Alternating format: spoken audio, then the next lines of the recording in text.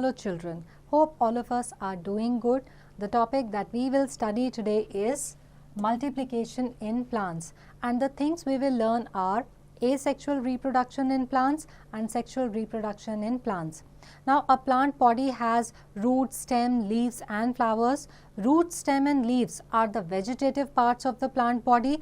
Flowers are the sex organs of the plant body to perform sexual reproduction. तो plant की body में root, stem, leaves और flowers होते हैं.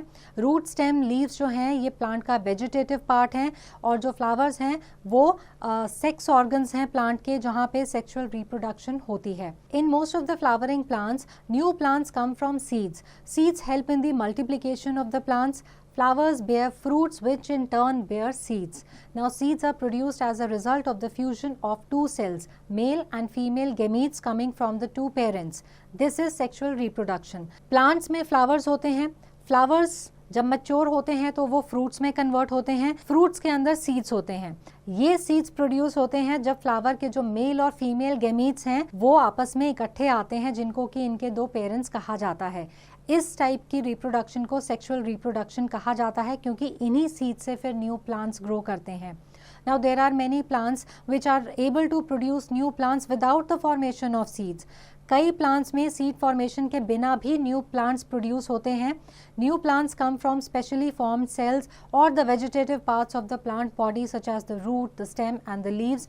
इस तरह की जो मल्टीप्लिकेशन होती है प्लांट्स में उसको एसेक्सुअल रिप्रोडक्शन कहा जाता है. एसेक्सुअल रिप्रोडक्शन इन प्लांट्स, इस टाइप की रिप्रोडक्शन में नए प्लांट्स पेरेंट प्लांट से बनते हैं. इनके लिए प्लांट्स के अंदर दो सेक्सेस होने की ज़रूरत नहीं होती है क्योंकि एसेक्सुअल रिप्रोडक्शन जो है ये एक ही इंडिविजुअल प्लांट अपने ऑफस्प्रिंग्स बना सकता है दूसरे इंडिविजुअल प्लांट की मदद के बिना. अब ये बहुत सारे तरीक़ों से होती है. पहला है budding.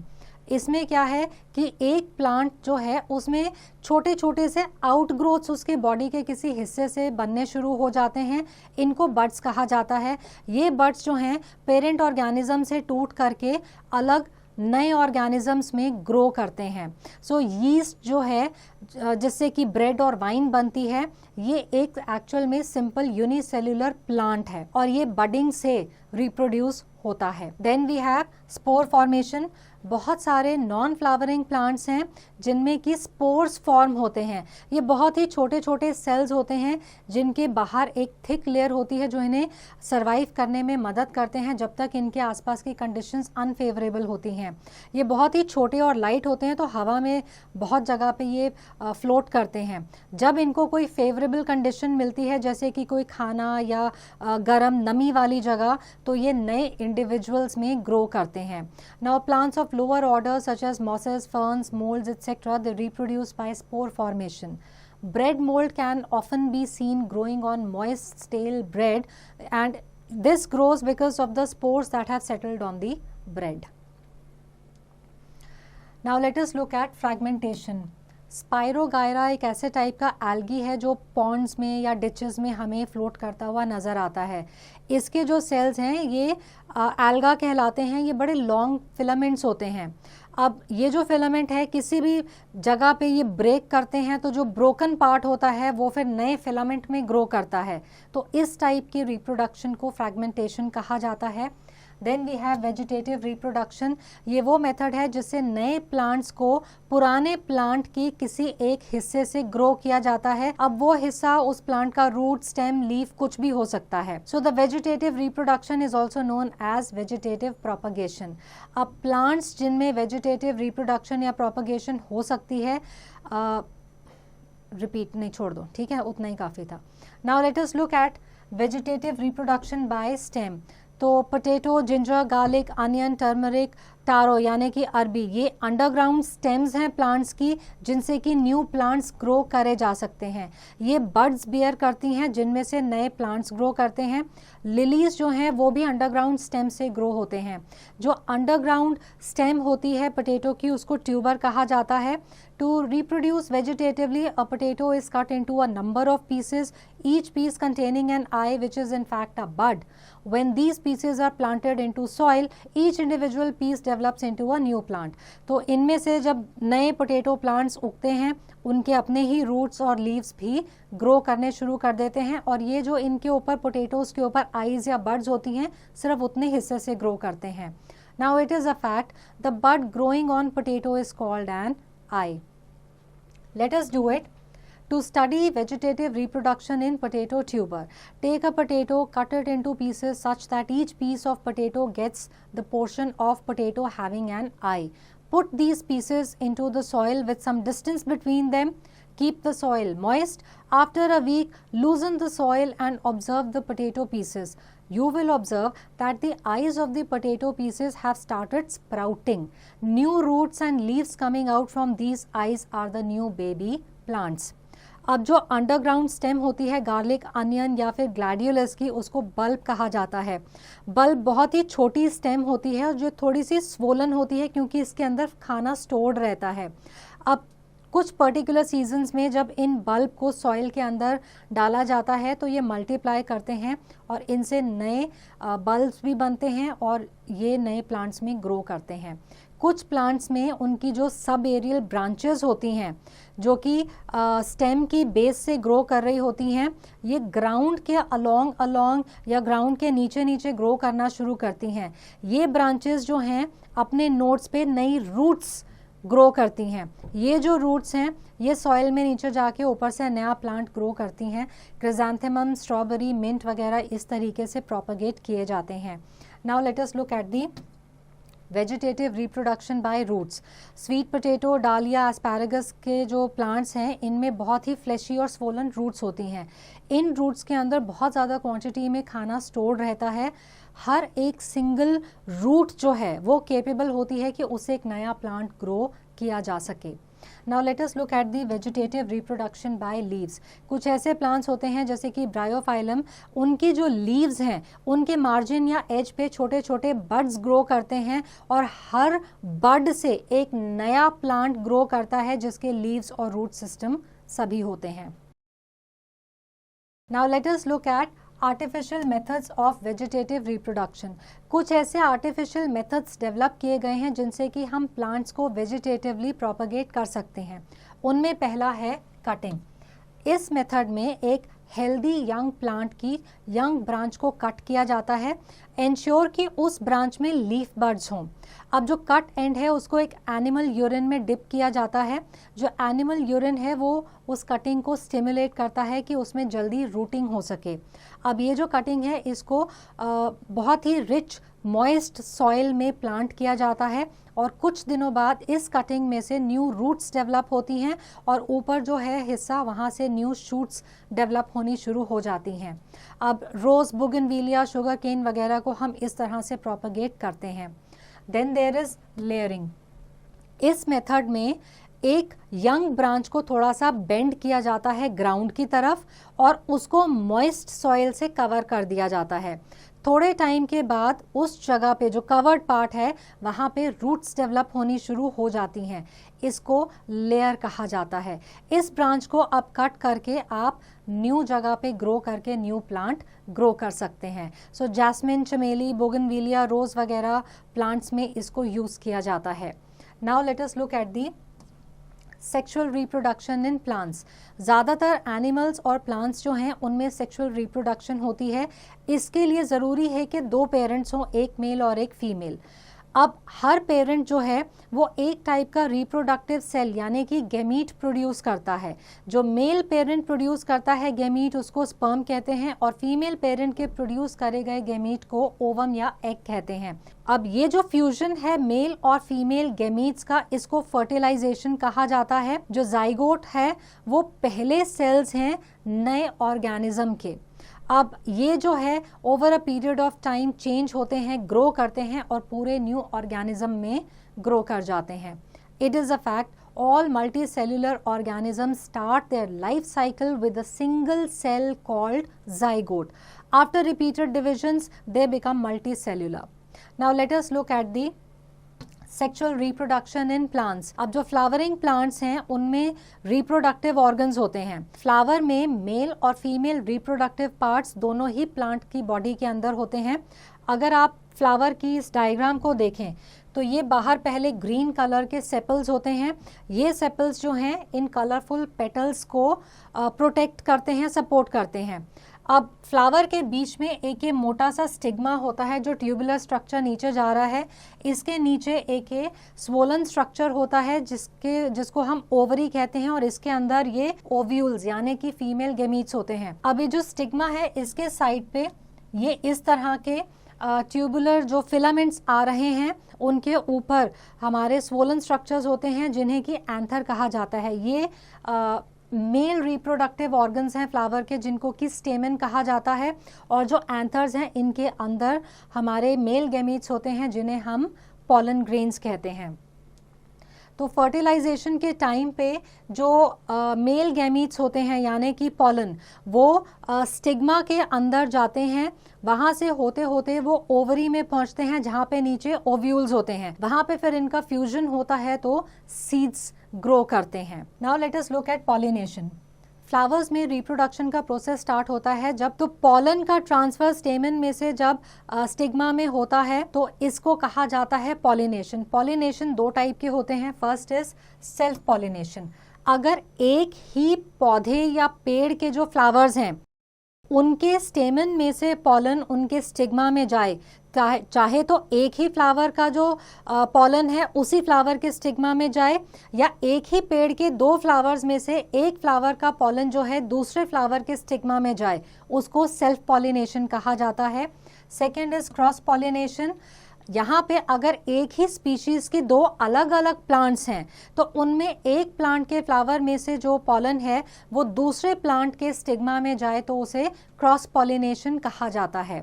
Now we know that all plants are immobile, so it is not possible for a male flower to move towards a female flower to pollinate. So even when the flower has both the male and female reproductive parts, it requires some external agency for the pollen grains to fall in the stigma.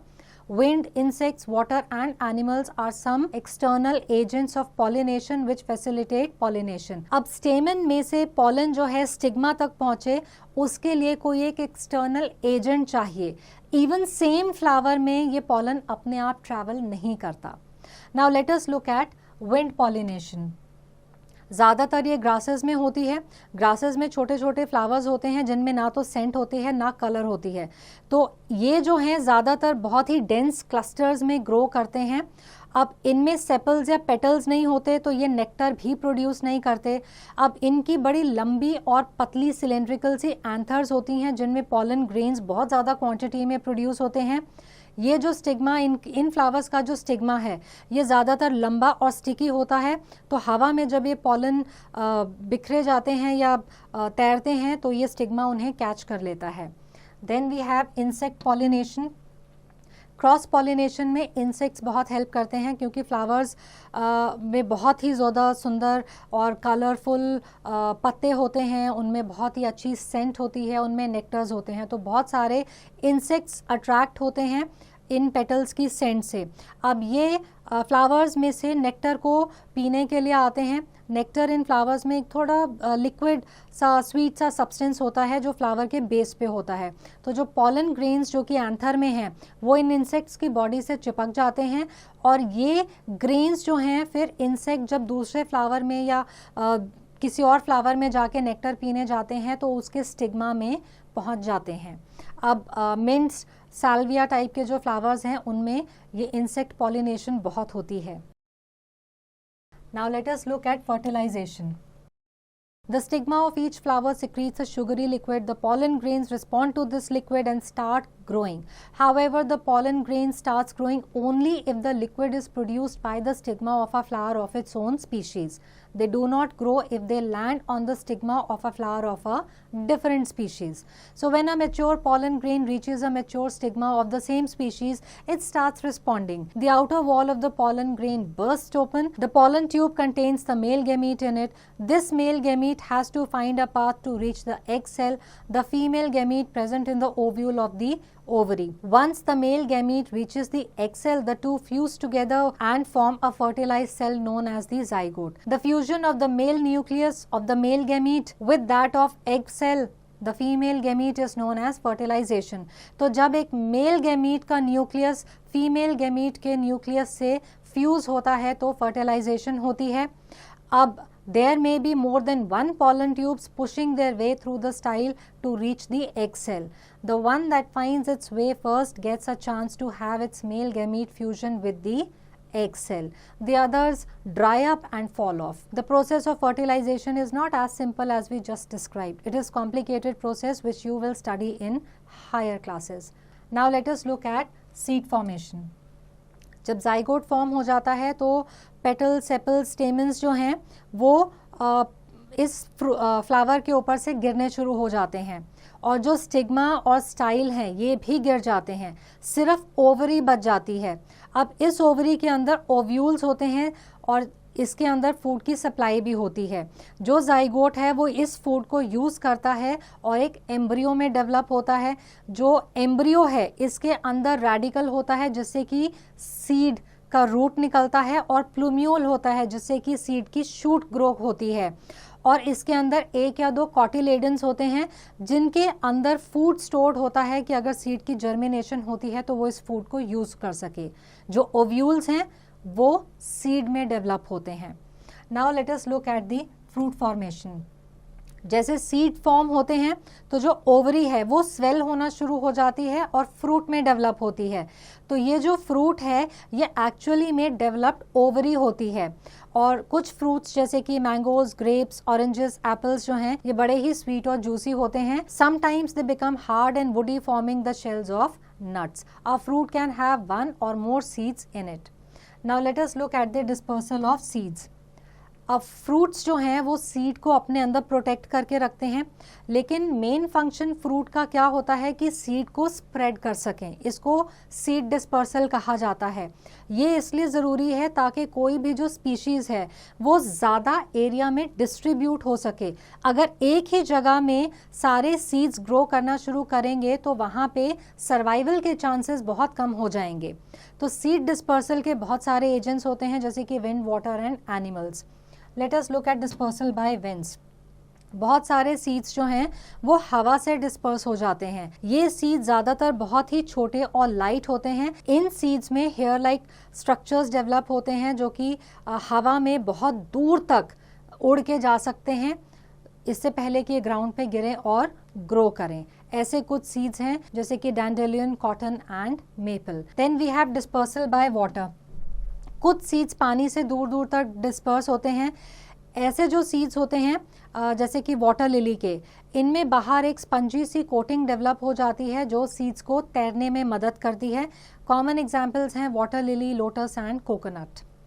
Then we have dispersal by animals. बहुत सारे cases में ऐसा होता है कि seeds में hook की तरह स्ट्रक्चर्स होते हैं, तो इनके नज़दीक से जब भी कोई एनिमल पास करते हैं तो ये उनकी बॉडी में चिपक जाते हैं और फिर थोड़ा दूर जाकर के अपने आप ही कुछ देर के बाद गिरते हैं और ग्रो करते हैं।